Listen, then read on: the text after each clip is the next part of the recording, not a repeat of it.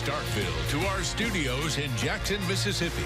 This is the Egg Bowl Preview Special on WJTV 12. Brought to you by C-Spire. Customer inspired. All right, welcome to Starkville, everyone. Happy Thanksgiving. Thanks for watching. I'm TJ Werre with Tyler Greever. We're here for the next hour to get you set for the 90th version of the Battle for the Golden Egg. Yeah, this is TJ. This is the 29th time these two have met on Thanksgiving. And actually, for you folks who haven't done your research, but we did, this rivalry, the 15th longest in NCAA history. You know what it's tied with is the game, or what is it, the big game, Ohio State and Michigan. That's what they call it. Yeah, it's been a pretty good rivalry, obviously. So we got a good show lined up for you today. We're going to have some former Bulldogs and Rebels from all sorts of different generations of teams to come on and give us an idea of what the rivalry has been like over the years. We also have some guests from McLaren Ledger, Antonio Morales and Will Salmon are going to join us. And, yeah, we have a good show lined up. I think we have a great show lined up. And this rivalry, whenever you talk to anybody from the state, you feel the intensity, the family relationships, everything. So we try to combine a little bit of all that for some of the intensity from the past games and do a little hype video for you to get you ready. So let's go to it. It's not another game.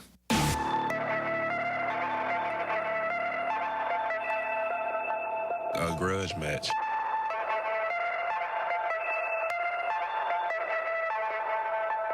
It's always been important. It always will be important.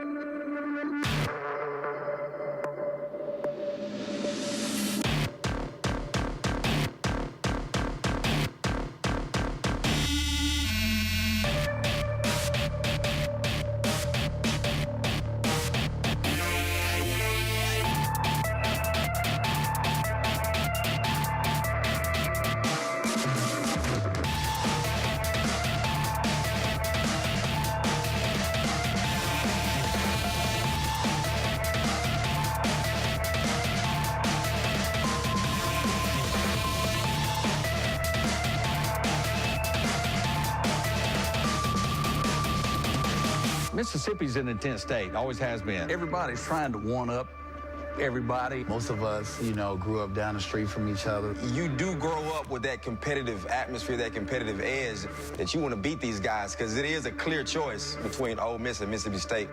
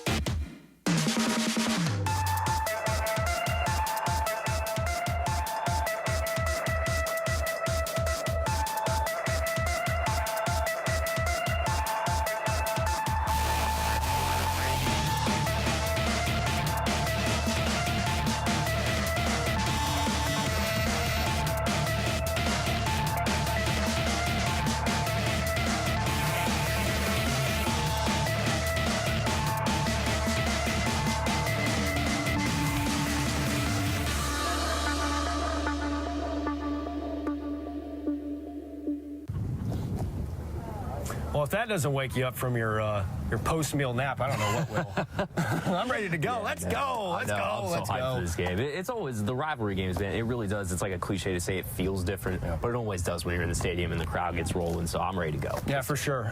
So this series has been pretty close over the last 16 years. Yeah. Matter of fact, it's tied at 8. Yeah. But what's kind of like the converse of that a little bit is that 11 of the 16 games have been decided by double digits. So while each team's getting a piece, they usually get it done by a pretty wide margin. Yeah, for the most part. Yeah, let's take a look back at some of the more recent matchups. We'll start with last year, and that was a pretty wide margin. Yeah, it was. Mississippi State was going into the year. Ole Miss in a free fall, but Mississippi State needed a win to become bowl eligible due to good grades, and the Bulldogs were good students of the game and did their homework on the Rebs. They gashed the Ole Miss defense for 566 total yards, including 457 on the ground. Nick Fitzgerald had 258 of those yards rushing and 2 touchdowns. The Bulldogs won 55-20, went on to the St. Petersburg Bowl. Meanwhile, Ole Miss, well, they had an interesting offseason. offseason. To say the least, yeah. Back in 2015, everyone thought there was no way Dak Prescott loses his final Egg Bowl on senior night, right? Ole Miss scored the first 21 points of the game and led 28-3 at halftime. They went on to win 38-27. Ole Miss would go on to smoke Oklahoma State in the Sugar Bowl, while the Bulldogs dominated North Carolina State in the Belk Bowl. All right, the previous year, Ole Miss got its revenge against the fourth-ranked Dogs, who were trying to stay in the college football playoff discussion. Things did not go so well. In their last game under defensive coordinator Jeff Collins, MSU gave up 205 yards of rushing, including a 91-yard touchdown run by Jalen Walton and an 83-yard completion to Evan Ingram. Ole Miss won 31-17. They went to the Peach Bowl, while MSU went to the Orange Bowl. Now, the 2013 version is one that goes down in Bulldog lore. Down by 3 in the fourth quarter, we mentioned this guy. Dak Prescott came into the game for the first time to play his first game in 2 weeks because of a bum shoulder. Prescott led a game-tying field goal drive in the fourth and then scored the go-ahead touchdown in overtime. On the Rebels' possession, Provide's Nico Whitley forced a Bo Wallace fumble, and it was recovered by the Bulldogs in the end zone, ending the game. They were also a little harsh to Mr. Wallace. Yeah, they were. Yeah. Bulldogs won 17-10 to send MSU to its fourth consecutive bowl game.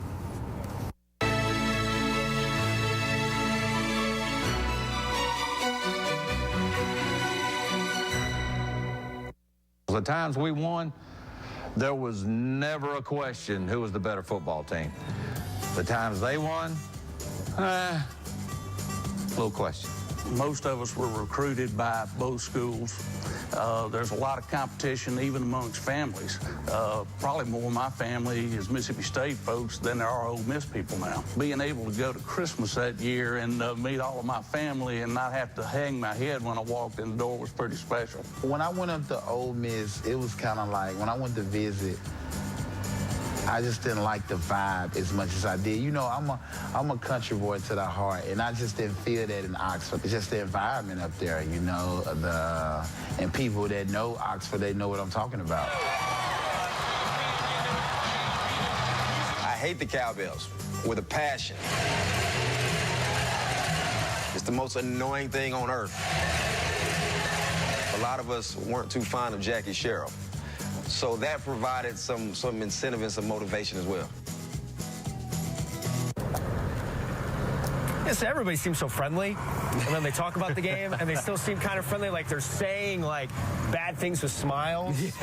I just enjoy those conversations. We got more of those coming up later in the show, but I love hearing those things because it's just smack talk with, even though you're not in the game anymore. Yeah, and some of those guys, as you heard, I mean, they're from Mississippi. Those guys grew up in this rivalry and got to play in it. So, I mean, if you want to talk to somebody about how it really is, there's not really a better source to do it than the guys who played. Yeah, for sure. I mean, there's always like discussion among rivals, even families. You know, there's ham over turkey. Yeah, I like that. I'll take turkey. Yeah, me too. Stuffing over dressing. I call it stuffing. Stuff. That's not popular in this area. No, it's not. We're actually probably people we turn off the channel, turn off the TV now. As we're saying. But anyway, you know, it's just this kind of things. You know, just get just family bickering. But whatever you bicker over, I don't think it's going to match quite the vitriol or intensity of this rivalry, which has become one of the most intense in all of college football. Yeah, this is the 114th meeting tonight. And has dealt with a lot less off the field this year. Obviously, Ole Miss had its NCAA investigation looming as the Rebels await a final ruling. In addition, the program is deciding whether to stay with Matt Luke or hire a new coach. The Rebels also had to deal with losing their star quarterback, Shea Patterson, for the season. So despite all of this, Bulldogs head coach Sam Mullen believes Mr. Luke has done a good job of keeping his team focused. It doesn't seem like they're a team that's distracted by all the different issues surrounding their program right now. You know, and obviously that's not an easy situation to be in as a coach with a lot of uncertainty. But from what I've seen, it really hasn't been a distraction for them. I mean, they've gone out, their guys play hard every week without knowing any ins and outs of actually what's going on day to day within their program. It seems like he's doing a pretty good job handling the situation. Well, Luke mentioned he's 41 earlier this week, so this really is 41st Egg Bowl considering he's a lifetime Rebel. Yeah, he's really a Rebel legacy to the core, you know? He is. Well, he's coming into his 41st Egg Bowl, but he's going to be doing something that the Rebels had to do last year, and they're coming in with a quarterback playing in his first Egg Bowl, even though he wasn't the quarterback to start the year. Yeah, I think last year, you know, we kind of expected these were the two new faces of the program, Nick Fitzgerald and Shea Patterson, but now with Shea down, a new face steps in for Ole Miss, and he's looked pretty good. You know, Jordan Thomas trying to carry a pretty hot start into tonight's Thanksgiving game. In just 4 starts, he's thrown for more than 1,400 yards. rivalry might be a bit of a culture shock, too, for him. He's from Hawaii. He played JUCO ball in New Mexico. But Tamu says he's been brought up to speed on the intensity. Meanwhile, Dan Mullen believes Tamu brings the same threat as Patterson. Jordan really can do the same things for him. You know, I mean, he throws the ball, understands their offense, makes the reads, but is also very dangerous. That he can beat you not just with quarterback runs, but the ones that are more dangerous are the extending of plays and scrambling. When I first got here, everyone was just every time I walked past, they're like beat state, and I knew that was a huge thing for our fans and our coaches and just everybody here in Mississippi. So I'm super excited to play them this week.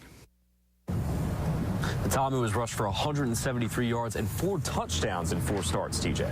Well, the Rebels are going to be going up against the master of the quarterback run game, and that's probably the most important matchup tonight. Ole Miss ranking in the bottom 15 nationally in yards allowed per carry, while Mississippi State gains the 23rd most per carry. However, the Rebels are coming off one of their best run-stopping performances of the year, holding Texas A&M to under 3 yards per attempt. Breland Speaks sees Nick Fitzgerald as the first thing to focus on stopping, while Matt Luke recognizes his unit has a large task on its hands.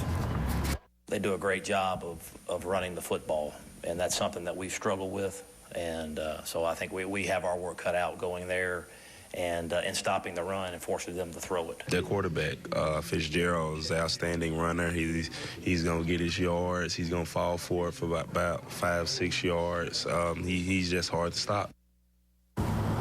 Fitzgerald averaged a whopping 18 yards per carry in last year's Egg Bowl. Yeah, that's going to get the job done. And those stats that we mentioned right there are probably a big reason Mississippi State is the favorite in the 90th battle for the Golden Egg. MSU has won 3 of the last 5 in this series, including last year, which was the biggest win in the series since 1916. But in positive trends for the Rebels, the road team has won the last 2 meetings. And no matter who you talk to on each side, everyone knows how much this game means, especially the players from Mississippi. One coach is from the state in Matt Luke, and the other in Dan Mullen has emphasized this rivalry since he got the start built.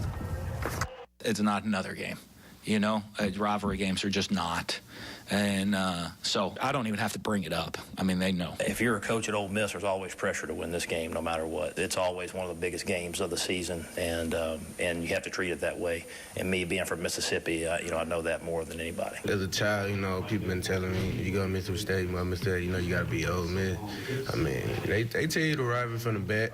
Once I came here, I knew what I was getting into. It's always been important. It always will be important. It's everything everybody talks about. It's the Egg Bowl, one side versus the other, just a grudge match.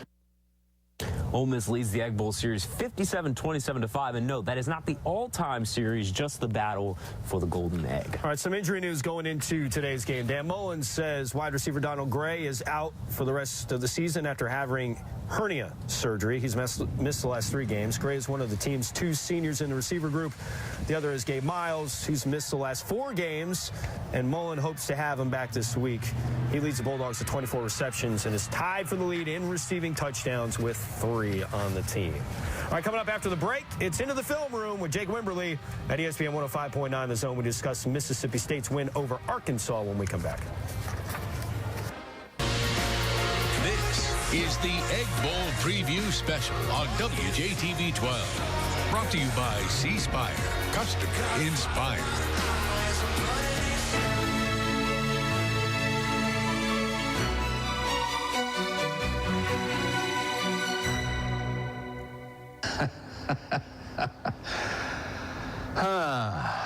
With the ball squarely in the middle of the field, State needs a chip shot to win the game. That was the most unbelievable thing I'd ever seen, and you'll probably never see it again. You may. That was nuts. We were moving the football. I think Coach got a little tight. The tornado sirens are going off, and, people, what's going on? We probably shouldn't have played the last 15 minutes of the actual ball game, not the quarter, but 15 minutes, and because it was getting bad. He lines it up, boom, but it just kept climbing like it was going to go to the moon, and it landed, I think, right back where we snapped the ball from. That is the weirdest field goal I've ever seen. I love John Bond, man. He just goes going straight to the moon. He just tells a story. He's just a pip to talk to, man. Yeah. I mean, seriously, he can get you happy about anything. Yeah. But John played quarterback, so he watched quite a bit of film in his day, and we've been doing quite a bit of film study lately on Super Saturday, so we decided to bring it to the Egg Bowl special with Jake Wimberly. Yeah, for sure. Jake has been doing a good job with us. We're going to break down first Mississippi State's win over Arkansas. We'll get to Ole Miss later in the show, but we're going to focus on some of the struggles the Bulldogs had, as well as how they were able to pull out a 28-21 victory on the road.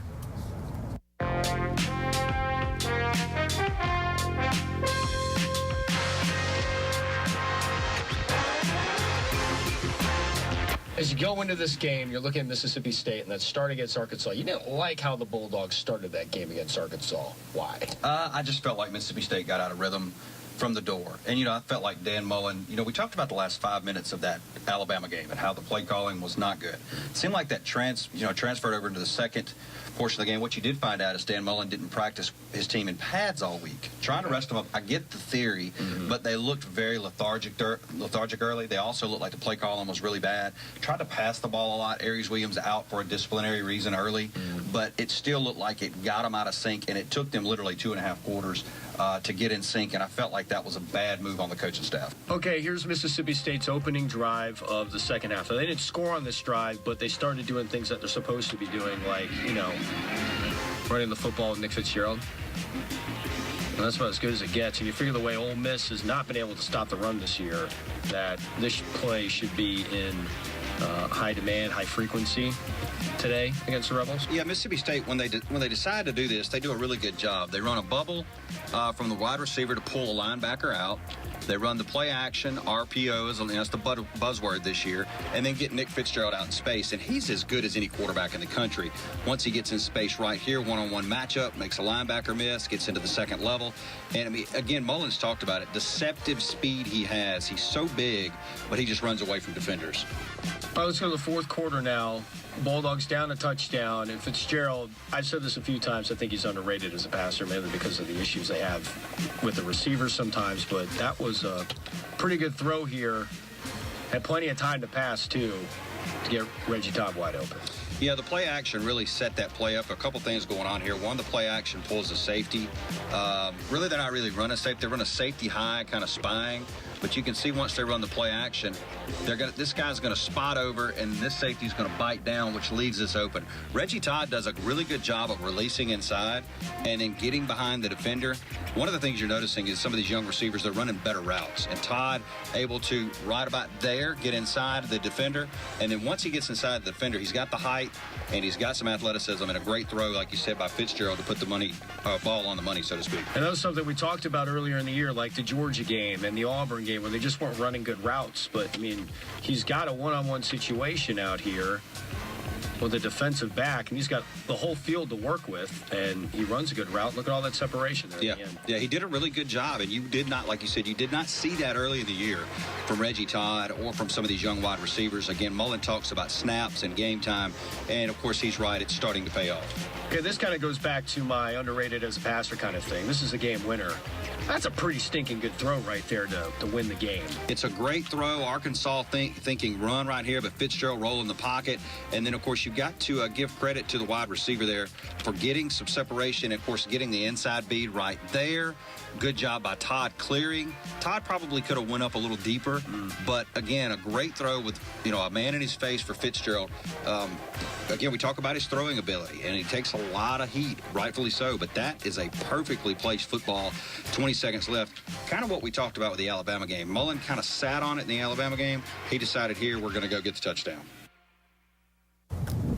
I think what you really just want to see out of the Bulldogs today is just run the ball. Yeah, run. They went 457 rushing yards last year against Ole Miss against a defense that really isn't that much better. Right, so exactly. You figure they're going to be able to have their way, especially considering how well Aries Williams has come along this year as well. And I don't think they played their best game last week by any means. That was also a really weird football game, which is kind of par for the course with Arkansas these days. I mean, you had a punt that bounced off a Bulldog's shoulder, and Arkansas got it and then scored. And then you have later in the game, the Bulldogs force a fumble in the red zone, and the ball goes goes 30 yards up the field and Arkansas recovers it. So they didn't play their best last week. It is a short week, but I think they're going to have the advantage up front today. Yeah, and it was just some of those kind of weird things that never happened in a game, like you just mentioned, the punt off the that shoulder. fumble problem, though. Yeah, the fumble. It's like you didn't practice from the Tech game. You got to pick that ball up, you know? But it's weird, it was just some weird things that kind of kept Arkansas in the game and kept Mississippi State from kind of controlling that game instead of having to play from behind. Right, but we've talked a lot about State. We're going to dive into Ole Miss next. After the break, Rebel beat writer Antonio Morales joins the show to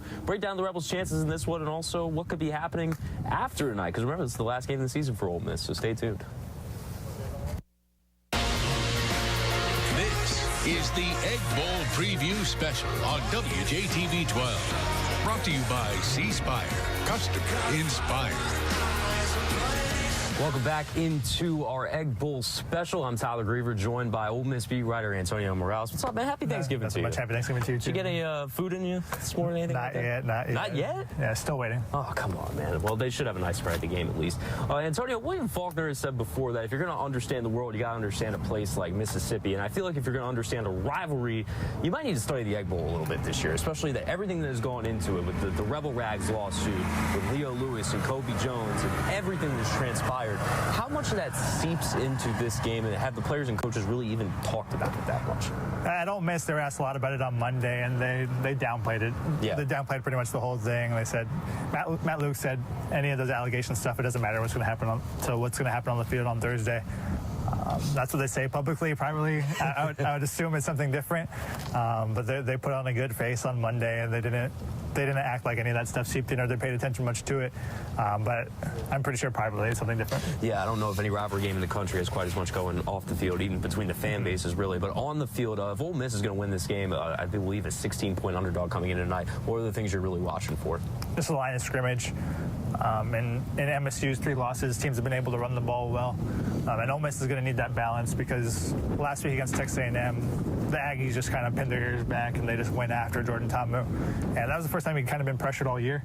You know Todd Grantham's going to bring those aggressive blitzes and that pressure. So I think that's kind of worth watching tonight. And just to see if they can hit on those big plays. MSU's prone to giving up those two just because the defense is so aggressive.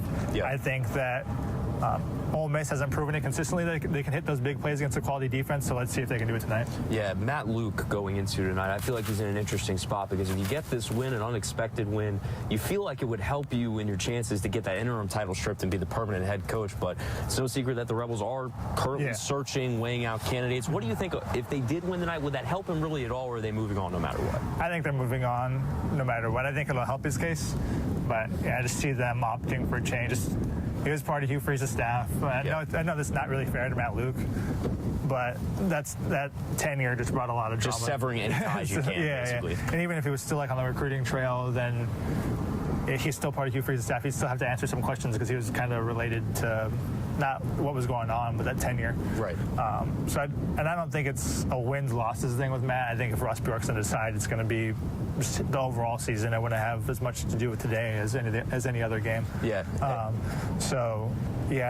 don't think it'll help him much. I think it'll help him a little bit, but I think overall, I think they're just going to move on. Yeah, I think at this point, for most Ole Miss fans, they just want to kind of move on to another era, maybe with a new name. Matt seems to have some steam going with fans because of his connections to the program, but overall, you can only do so much and try and move on. But we appreciate your time with us today. Have fun, and we'll see you in the press box for the meal. Yeah, it should be pretty good. Stick with us for more of the Egg Bowl Preview Special. We'll be coming back shortly.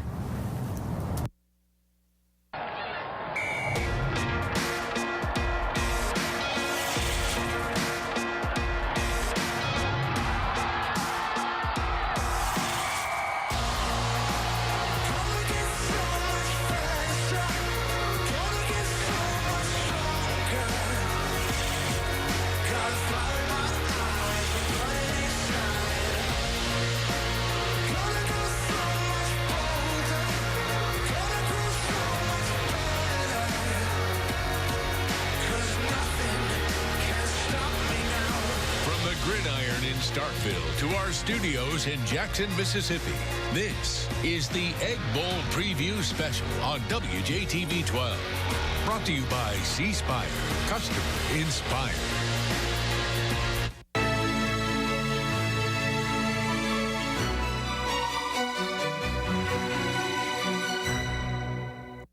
First memory that pops out when I think about the Egg Bowl is my last one. Ole Miss, ranked 25th, taking on Mississippi State. You know, breaking the school record, struggling in the first half, it being my last game, but, you know, getting it going in the second half, a banner floating around the stadium with my name on it. That was cool. My favorite win was the year we returned the punt return. Pegues returned the punt return, and we were struggling that game. We couldn't get nothing done on offense. In the fourth quarter, we started making plays. A couple guys started making plays here and there. It seemed like the whole team just caught fire of it, and we exploded, I think, for 17 straight and ended up winning the game. For the win, it's on the way. It's good. What a turn of events at Starkville, Mississippi. In Starkville, happy Thanksgiving. It's our Egg Bowl preview special. I'm Tyler Greever with TJ Werre. TJ, we moved from one of the most beloved Bulldogs of all time in Bowie Dixon to, well, I guess the beloved Bulldog, really. Yeah, you know, it doesn't get much better than being a mascot, like a live mascot. Yeah. I mean, not to say I want to be an animal or anything like that, but just to see the way, you know, he's pampered and catered to and everything. Lauren Fluker is going to show us now what goes into pampering the pup. Before game day, it's grooming day. Once a week, State's top dog gets a bath, and it starts here. Sounds like it, doesn't it? Then he sits through a paw pedicure. And that's what I use on his toes. The bathtub is next, with Bully's mom carefully checking the warmth of the water. Bully's bath is mostly suds and belly rubs. He actually is in heaven. He loves to be rubbed on, and it's like a massage, a wet massage, I guess you could call it. And believe it or not, Bully doesn't like water.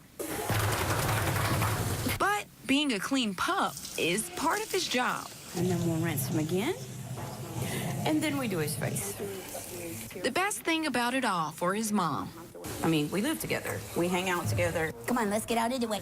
We sleep together, but this is just special. It's time spent together. And I know that part of this process is getting him ready for all of his fans.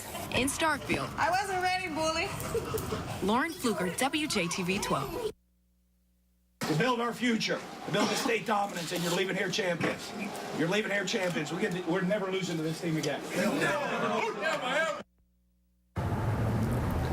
Well, that video is from 2010 when the Bulldogs ripped off a second straight win over Ole Miss. Those are some famous last words. He's 5-3 right now against Ole Miss, Dan Mullen is, but he still had the upper hand. You do get a sense of the seriousness, too, that he gives this rivalry. That there's a countdown clock in the Leo Seal Center, too, counting down to the Egg Bowl every single year. It really gives you, in the video, too, just gives you an idea of how seriously Mullen has taken this rivalry ever since he got to Starkville. Yeah, there's this one shot, I want to say it was probably 3 or 4 years ago now. The game was in Oxford, and he's coming out of the locker room, and the guy had the most intense look on his face I've seen any coach ever had as he came out of the tunnel to go into that game. It was a game that ended up losing, too, which didn't make him that happy. But since then, he's kind of mellowed out. A little bit. Just a little bit. You would think with experience. Right, he would. But, I mean, like, this is a guy who calls Ole Miss a school up north. Yeah. You know, but it seems to be that he's cooling down a bit about that nickname and how he treats this rivalry and how he ribs his rebel rivals. When asked about the topic at his weekly news conference,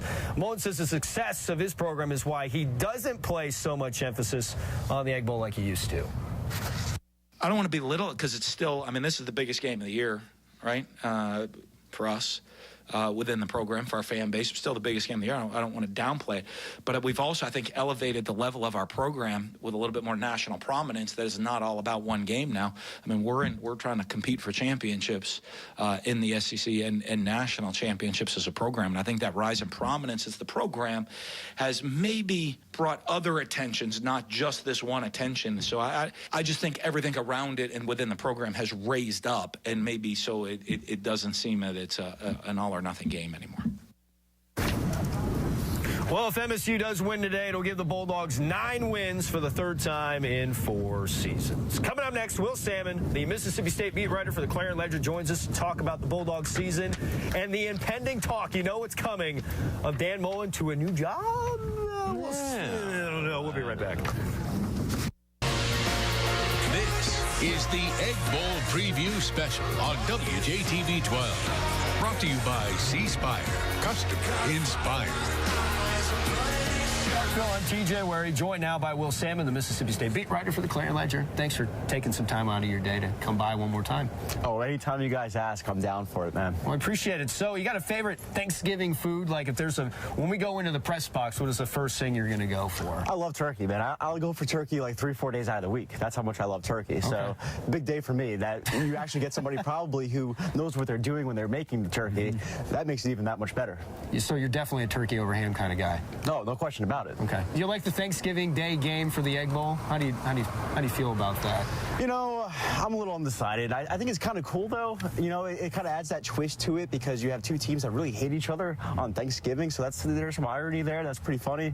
So I like that aspect of it. The whole, working on the holiday thing, that's a little bit, I could kind of do without that. But the whole thing, I like it. Okay. I like it. So what do you make of, we mentioned this earlier in the show before he came on, Dan Mullen didn't downplay the Egg Bowl, but he kind of downplayed the Egg Bowl, if you catch my drift. What did you make about his thoughts when it came to talking about the school up north? I kind of thought it was even worse if I was an Ole Miss fan, because here you have a guy who always sort of, twisted the knife a little bit with, the school up north, this or that. It was kind of like that little brother thing going on.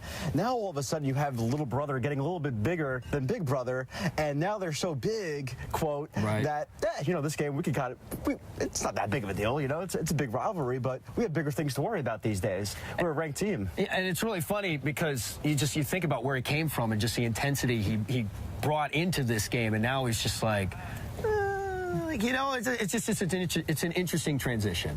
Yeah, I mean, that's why I say it's even worse if you're Ole Miss, because now it's as if it's not even as big of a deal as it used to be to these guys. Is the Mullen leaving Starkville talk going to escalate in the next couple weeks? I think it will escalate. I'm not so sure if it should escalate or shouldn't escalate, but it probably will either way. That's just how it is. But, I mean, he's a good coach and they're a good opening, so it makes sense. Now, I haven't heard anything as far as him looking to leave. I have actually heard the opposite, that he's pretty satisfied here and pretty happy here. And I haven't seen or heard him be a prime candidate in terms of getting offered a job yet, but who knows? That could happen between now and, say, the end of the weekend for sure. So, I mean, not to put you on the spot or anything, but, I mean, what do you think happens? I mean, is he staying, do you think? Is that what's going to happen? I mean, if I had to make my guess, I think he stays, but that's, again, he has not been offered a job yet to my knowledge, and that could change between now and, say, the end of the weekend, and depending on what that job is, how much money it is, then my opinion could change as well. But as of now, I would say that he's going to stay, but that has nothing to do with what he actually may decide. Yeah, it's funny, we talk about him leaving, but at the same time, everybody's saying, like, next year, I mean, this has been a good year, but next year's team could be really, really good. What do you see in this team's future for next year? How good can this Bulldogs team be next year? Well, right now, they're number 14 in the poll, and I think next year, you take care of business tonight, of course, and if you win or put on a good show in whatever bowl you end up at, that should put you in the discussion for top 15 for preseason. That's pretty good for Mississippi State, and it makes sense. I mean, they would return Nick Fitzgerald, they return the bulk of their defense with Jeffrey Simmons, Montez Sweat, host of other guys. I mean, as long as they have Dan Mullen and Todd Grantham, this is a team in really good shape heading into 2018. How do you see it playing out tonight? Man, I think that they're favored for a reason, and it's because they can run the ball, and Ole Miss has trouble stopping the run. And if that happens, I think it will get to as ugly as it has been predicted to be. I think Mississippi State comes out with about a 14-point win. Okay. All right. Well, thanks again for the time. This is Will Salmon, the Mississippi State beat writer for the Clarion Ledger. As we head into break, here's another Egg Bowl memory from former Ole Miss kicker William Griffin.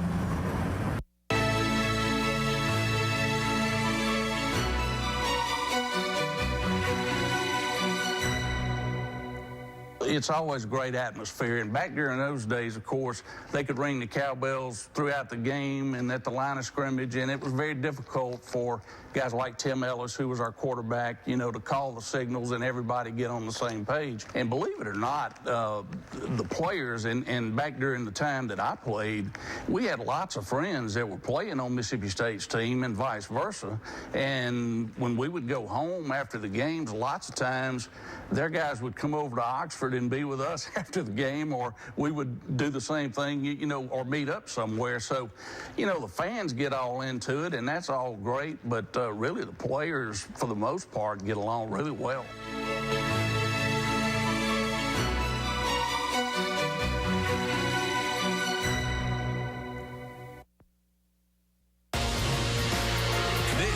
Is the Egg Bowl Preview Special on WJTV 12. Brought to you by C Spire. Customer inspired. Welcome back into our Egg Bowl Special. We're live in Starkville on this beautiful Thanksgiving. I'm Tyler Greever with TJ Werre. It's the final block of the show. Man, time flies when you're having fun. Right? And I'm glad it's kind of coming to a close because the sun has disappeared behind the hump over here, and it's gotten a little bit more chilly. It's a little nippy. It's a little colder. A little preview of what's going to happen tonight. Yeah, we're going to be kind of freezing. I'm not going to lie. Yeah. So, all right, this next segment is going to be our next film room with Jake Wimberly. We're going to look at the Rebels and their loss to Texas A&M. First, what some of the good things they did in that first half, but the second half did not go so well against the Aggies.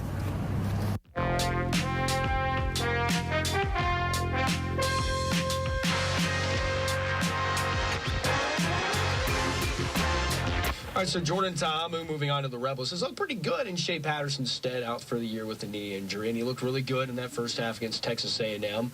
However, the second half, not so good. Just 66 total yards of offense for the Rebels in the second half. What do you think was the difference there between the Rebels in the first and second half against the Aggies? John Chavis using that defensive front for the Aggies, which is a pretty salty bunch, to bring pressure on the quarterback and to bring blitzes and maybe where Ta'amu hasn't seen pressure before. Remember, no disrespect to the opponents before Texas A&M, but Kentucky, UL Lafayette, Arkansas, not your stalwarts of the SEC. So really bringing pressure from different angles and putting pressure in his face. Obviously, we saw the hit that he took, which was an illegal hit.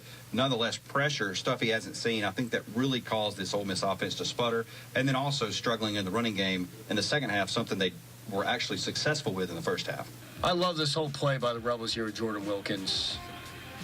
This goes for 64, but just the blocking to begin with.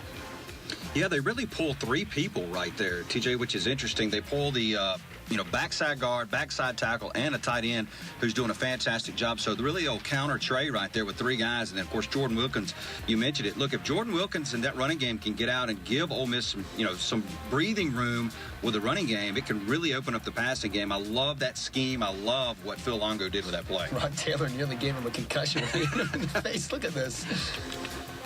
Dunk.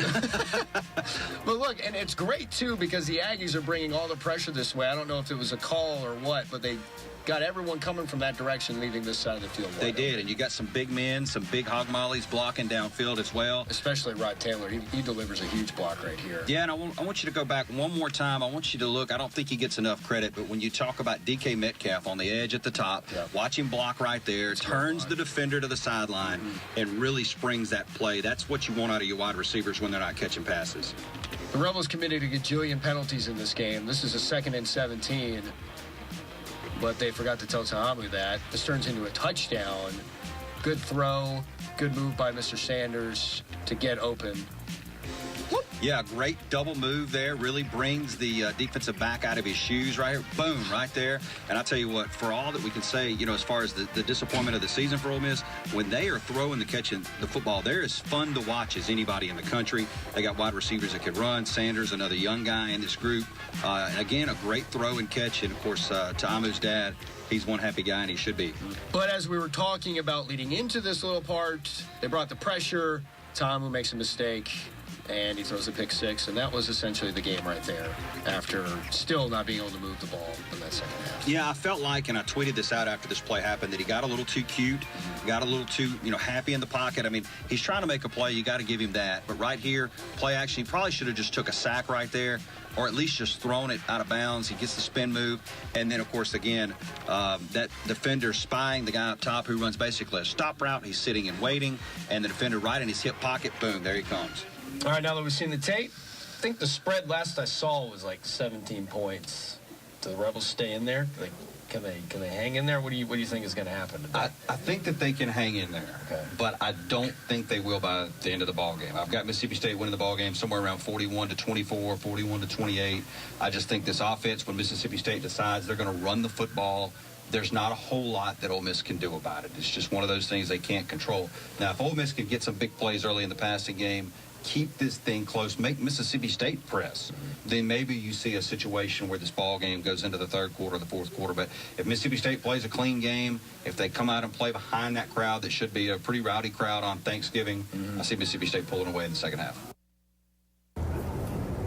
It should be interesting how Mississippi State, A, attacks Jordan Ta'amu, and then B, how Ta'amu handles, say, more pressure like the Aggies brought in that second half. Because he's looked pretty good in Shea Patterson's stead, but the Aggies just made him look uncomfortable in that second half. And like we mentioned, 66 total yards of offense in that second half. Yeah, I think the guy to watch for Ole Miss is the guy really to watch every week is the guy who's from here. He went to high school here, A.J. Brown, Conroy nominee, and I think he's the best football player on the field most days. I mean, the dude is an NFL receiver as like a sophomore, and if you can catch Todd Grantham in a blitz or catch him downfield, I'd watch out for A.J. Brown to hit a slant over the middle and take it to the house or hit him downfield. He's done that 100 times already this year. I mean, all of them are good. DK Metcalf and DeMarcus Lodge. But, yeah, I think Ole Miss is going to have to try and beat them deep to win this game. I think they're going to have to catch them sleeping a couple times on a blitz or something to really win. Yeah, no doubt. I mean, A.J. Brown had another ankle-breaking touchdown. Oh, my gosh. He's so good. Like, he is so good, and he's such a tough guy to handle if you're an opposing defense. Yeah, speaking of Ole Miss wide receivers, we got one more Egg Bowl memory, and it is from a former Rebel wideout, Mike Espy.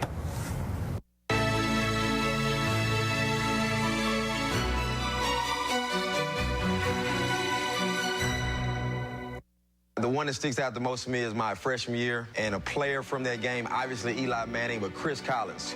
Chris Collins had 2 touchdowns. One was for over 70 yards. Chris Collins off to the races! I'm a freshman looking up to him. He was my roommate when we traveled to games. I saw someone who I looked up to shine, really do well. I love being in that environment where it's our backs against the wall. I love playing at LSU. And I love playing it at Mississippi State. You got the cowbells going. You have the players talking trash. Mississippi State does something before they kick off where they jumping all up and down with the music going. All that kind of stuff gets me excited.